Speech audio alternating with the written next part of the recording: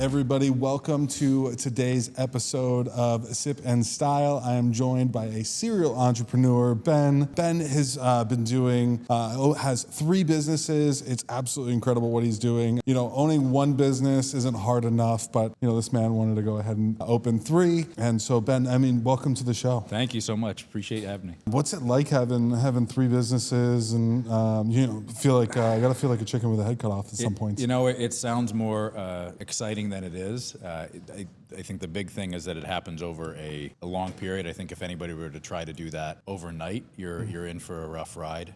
Even as it is now, it's a bit of a rough ride. I think you know, a lot of the way it works for me is that they're all at different life cycles, stages in their life cycle. So you know, some of them are much more on autopilot than others. There's one in particular that's eating, you know, probably 90 to 95% of my bandwidth, which is happy. That's where I want to be right now. But you know, it's an iterative process. It takes time to get there. But I've been blessed to be able to transition over the past few years from the corporate world. You know, my career was mostly in tech. Started in startups and then worked my way up through into Fortune 500s. Did that, and then that sort of awarded me the ability to start investing in existing businesses.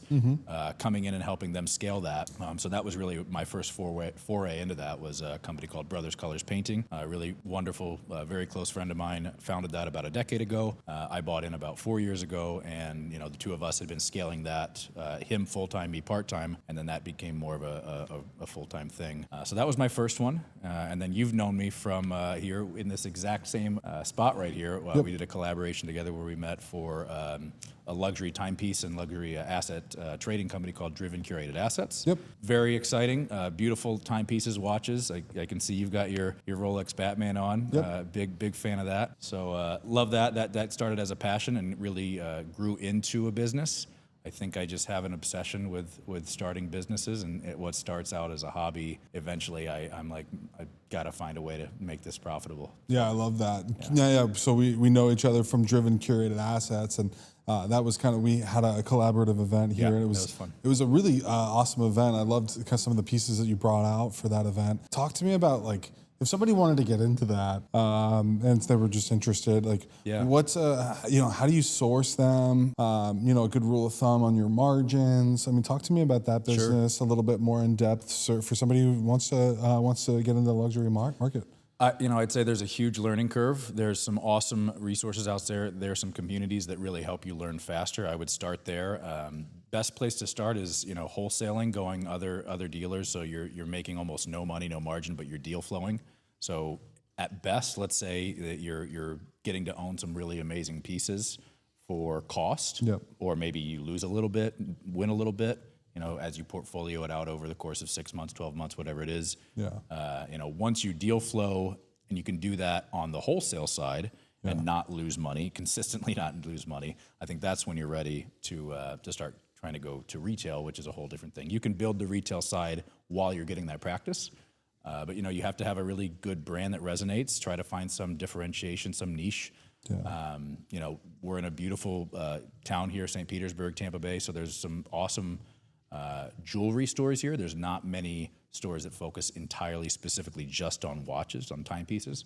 So that was a good fit as well, I think. Yeah, absolutely. And you know, as far as when you are sourcing them, I mean, it's got to be, you know, when you're picking the right piece, I mean, there's definitely got to be some thought, and I feel like you have to do a lot of research for sure on them. Like, well, for you, like, what do you typically look at when you're buying a piece to make sure that you're hopefully going to turn a profit as you kind of have gotten into that profitable stage? And what are you kind of looking at there? Sure, it's a little bit of science and art.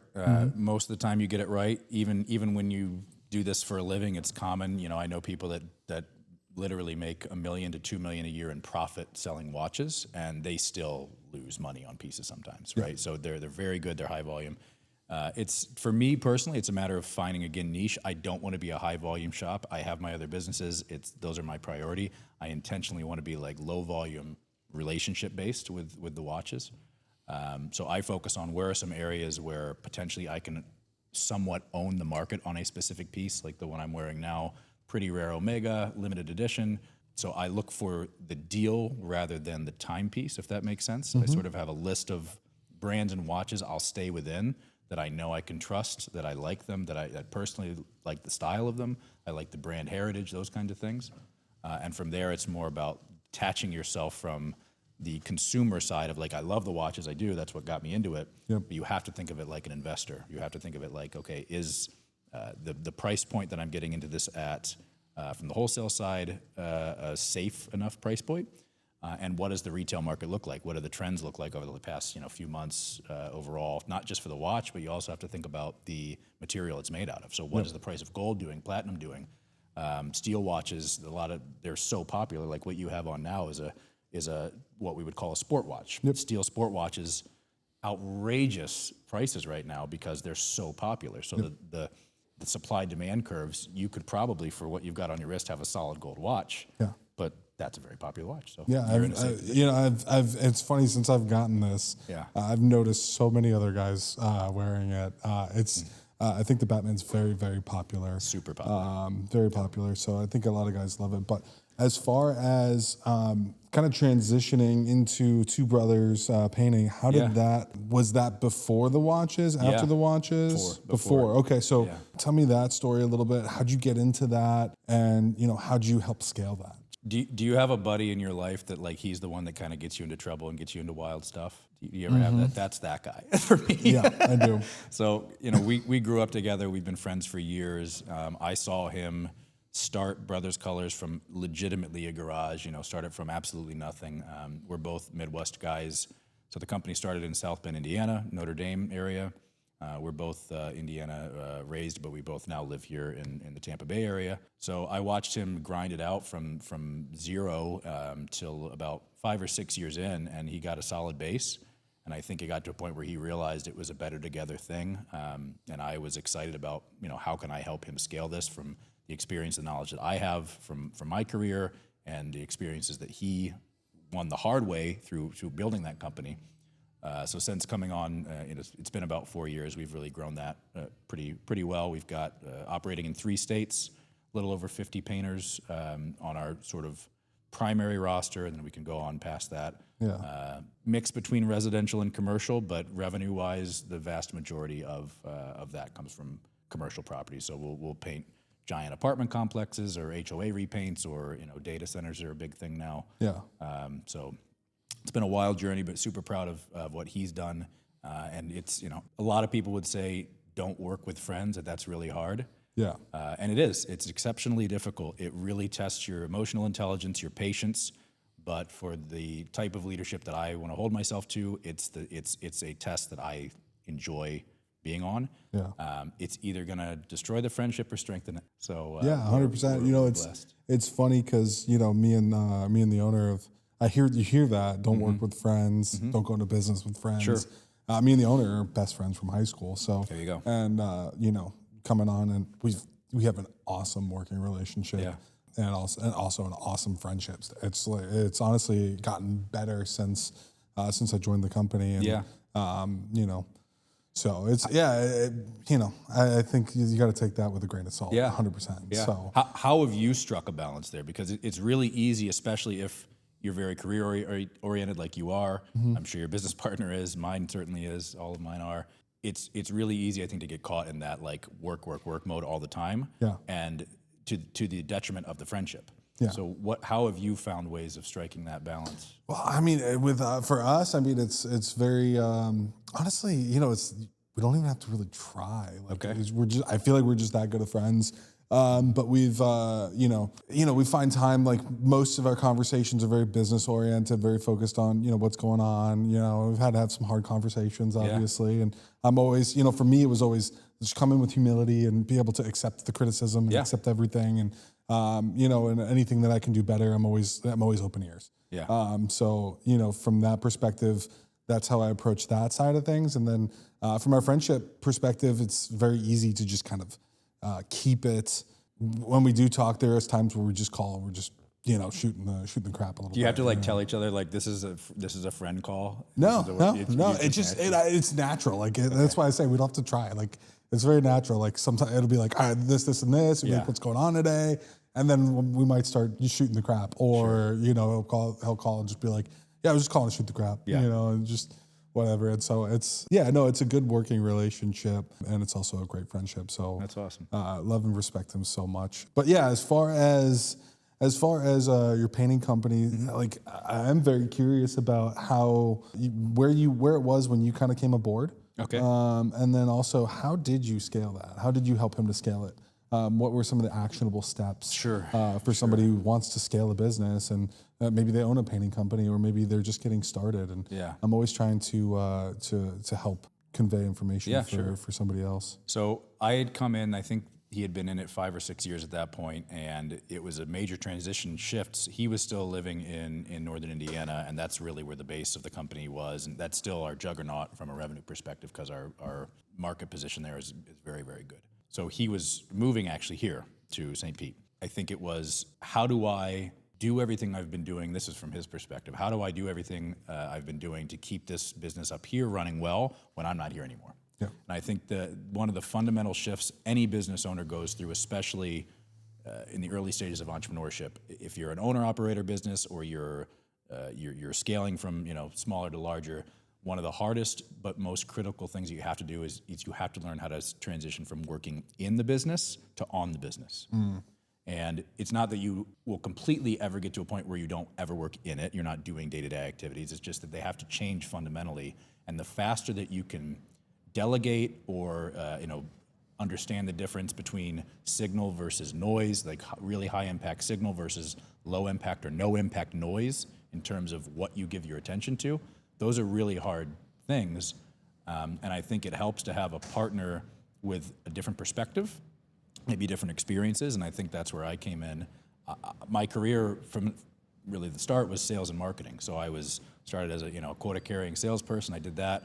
I went through and got some opportunities to have some amazing education, some executive education courses at Harvard Business School. I got to work in a Fortune 500, and amazing training there.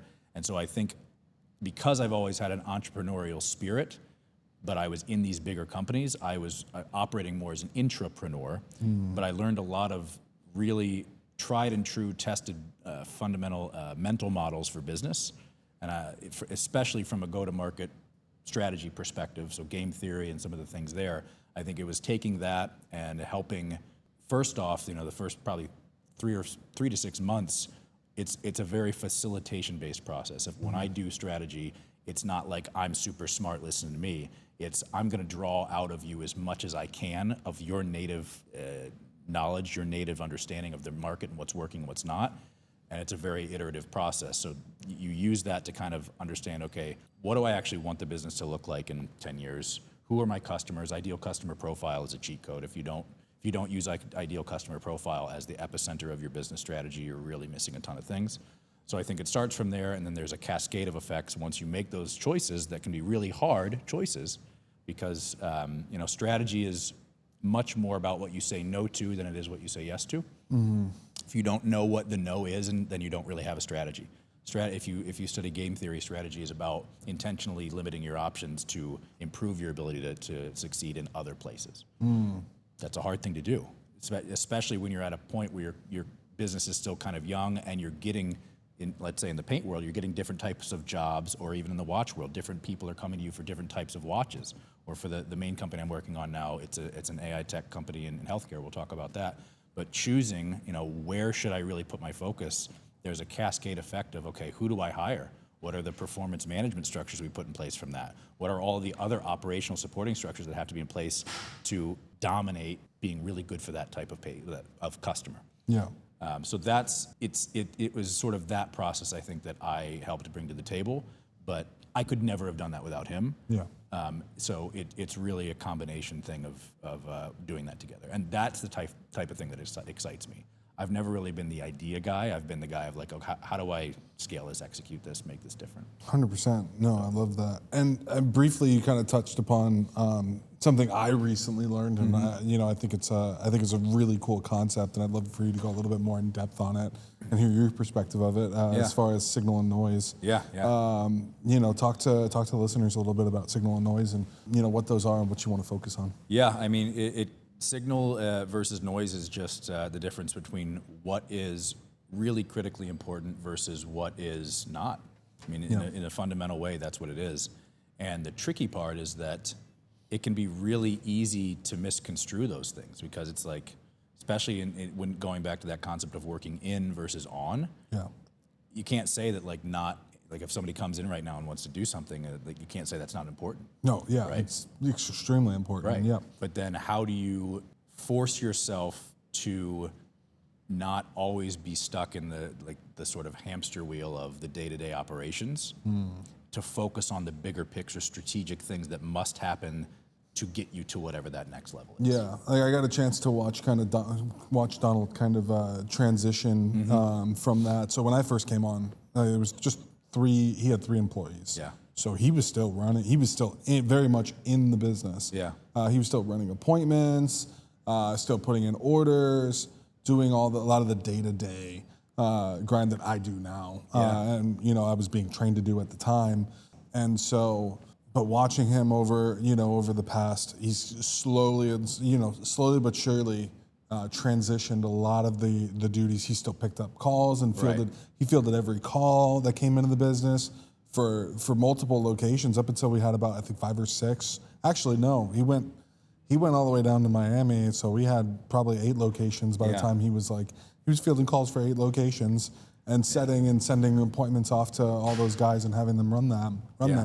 And so he's slowly, last year he slowly transitioned out of that and, given that to a sales manager or a store manager from each location.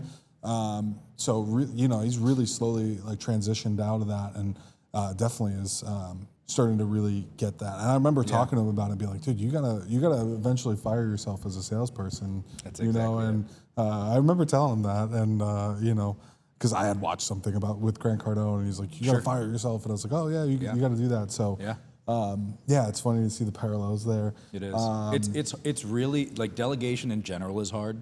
Yeah, especially when it's your baby. When it's your baby. Like he created this thing and it's awesome and wonderful and he's so cool. And it's like a personal extension of your brand and your success. Yeah. So delegation as a whole is a challenging thing to do, but delegating something you're the best at, you have to do it. But it's so freaking hard. Yep. And he's working on. There's still little things that he's gotta give up, but he knows it. And he's working towards it. It's a process. It's awesome watching him do it. But I thought as far as so you've been able to scale that very well. I mean, talk to me about I want to transition into your AI company. I know that's 90% of your focus right now. Yeah, pretty. So I mean, talk to me about that and how that's going and what that is for the listener. And we're at a really exciting place where we're starting to get more momentum on the sales side, bring on more customers. So it's showing the validation that what we're doing, there's the market need, the market fit is there, and then of course at every level of scale, you kind of you have sort of a pressure test for everything you've set up. Like going back to Mike Tyson had this saying that everybody has a plan until you get hit in the face. You deal with that every day.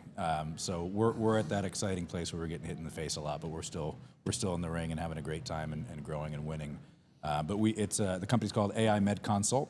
So we built a patient engagement software suite for specifically the aesthetic surgery industry space. So cosmetic and plastic surgeons that own their own practice, or they may be a part of a group of surgeons in a practice. We designed an AI from the ground up. It's ours. It's not white labeled. It's not ChatGPT or something like that. It's ours. Closed loop knowledge-based system, trained on medical knowledge and trained really specifically on how to intelligibly talk about these types of cosmetic and plastic surgery procedures in a way that a patient can understand, to engage with those patients, whether it's on the practice's website, their social media platforms, really anywhere that the patient might find them online. Engage with that patient 24/7 in a way that a chatbot can never do.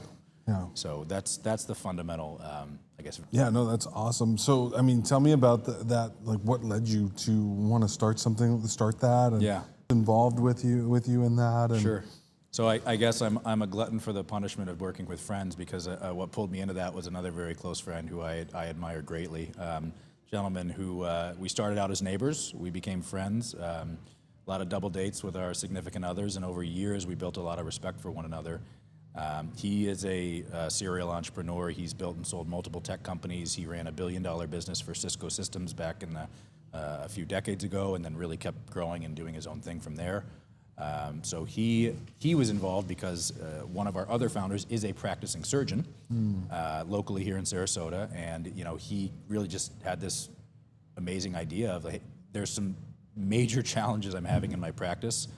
I wonder if AI could solve that. Yeah. So that one sort of inception-based thread in one guy's mind grew from that idea over a couple of years to us actually building that live. So I serve as chief commercial officer for that. I'm one of the owners, one of the founders. Our CEO is a good close friend of mine, the one that pulled me into that, and he sort of wears all the other hats of product development and whatnot. We have another owner who's a product developer as well. So it was a lot of learning the hard way how to build an AI from the ground up. Thankfully, I've got a lot of health tech background. My other co-owner has a ton of tech background, and we've got the other one who knows what it feels like to be a practice owner. Knows that. You mentioned earlier that this is something that ChatGPT really can't solve. No. Why not? Why not? Great question. So whether it's in medicine or law or whatever it is, the way that I like to present this challenge is that there's a big difference between what we would call an AI generalist versus an AI specialist. So the OpenAIs, ChatGPT of the world, Gemini, Grok, all these big, Claude is probably one of the big market leaders now from Anthropic. They are the generalist AIs. They are designed to do a lot of things really, really, really well. There's certain things they do exceptionally well, like coding, and then there's other things that they can do for creating videos on the fly. All these, go on Instagram, you see these fake videos, and you're like, damn, that looks real. That's crazy. I can't believe that's AI. Yeah. They're really fantastic at that.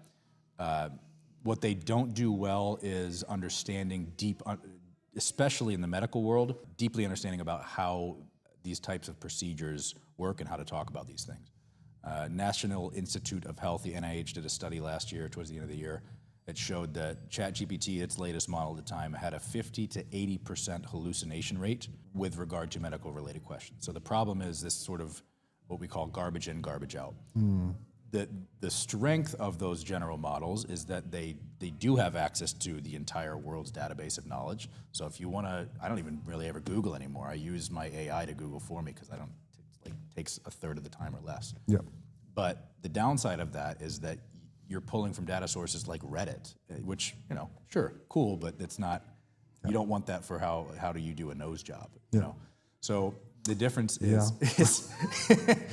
or like, you don't want to go onto Reddit for your nose job. So yeah, we built what's called a closed loop system, an AI specialist. So it's our own knowledge library. We fed it medical textbooks first, right? That was the whole process. It was a physician-led team. And then we have sort of a secret sauce for how we can rapidly train it to talk even more in depth about specific procedures. So like really popular ones, the mommy makeover, which is a combination procedure, is very different depending on each patient and their goals and what their experience during their pregnancy was.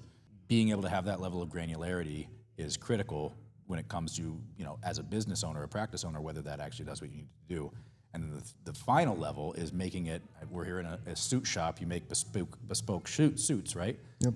We make bespoke AI for each practice. So it knows everything about procedures they actually do, how they think about those, their price points, how many years in business, how many of those they've done, all kinds of nuanced things that it's your AI. Yeah. And we can spin that up in a week, right? That's insanely cool. Versus if you had to try and build that, it took us 2.5 years to do that. Yeah. So I think that's the big difference between the generalists and the specialists.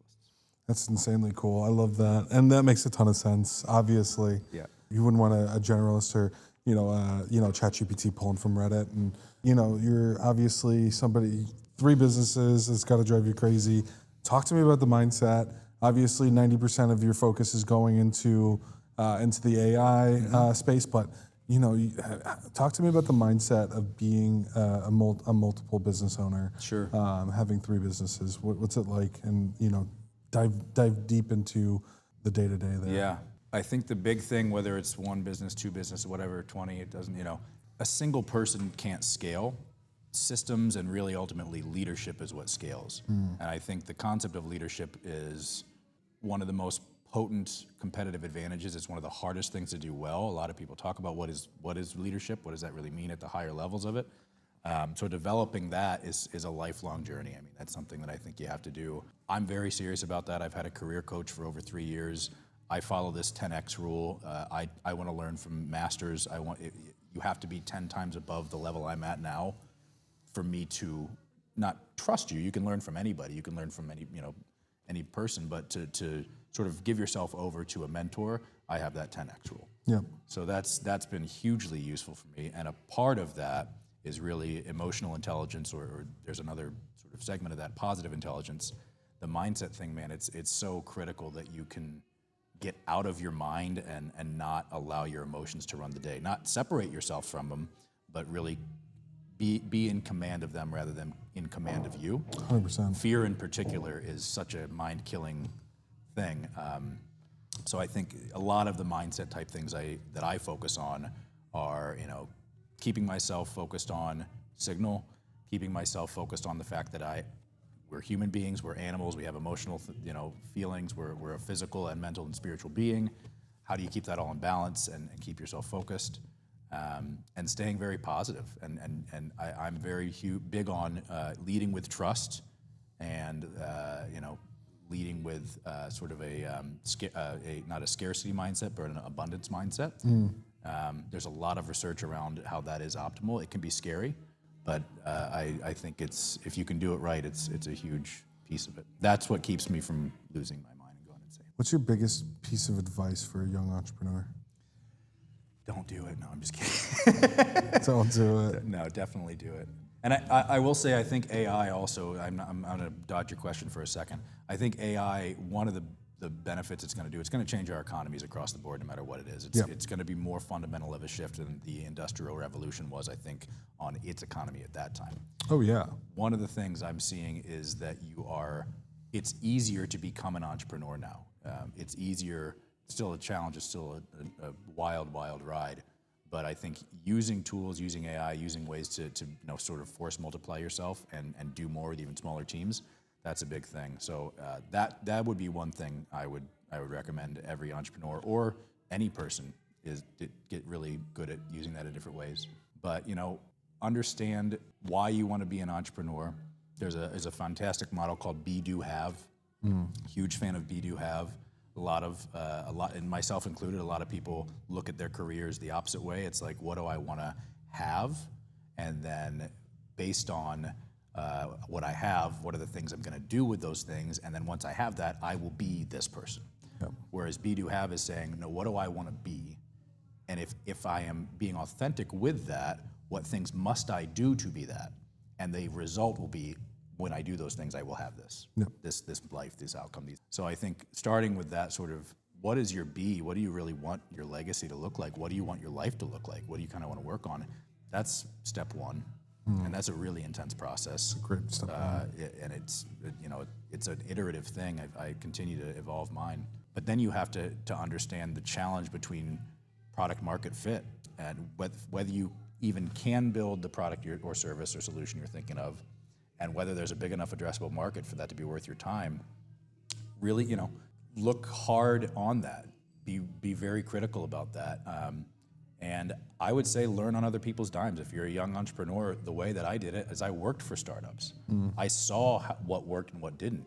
And when it blew up spectacularly, it wasn't my whole life. It was a job at that point. Yeah. So I was able to get the lessons I needed to get at an early age, working for other startups, other people that had been through the gambit before, and I'm learning from them. You can also go right into it, but it's a really hard process. The failure rate is huge. Yeah. So it's all about how do you, decrease your probability of failure, increase your probability of winning, and I think that's one of the ways that. Lastly, I am curious.